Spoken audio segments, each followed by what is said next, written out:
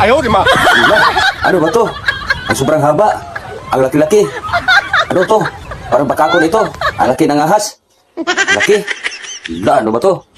Ang haba naman itong nakaharang sa kalsada. Dito sa Aperat Sarun Lote. Barangay Tulumpang.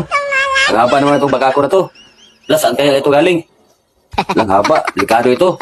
Ano ba itong ahas na to? Nagbuha mang tao. Ang ulo niya. Wala, para namang lubid. Ang laki.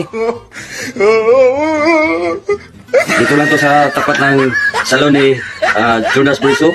Dito sa Lote Kampang. Haba ang bakakon na ito.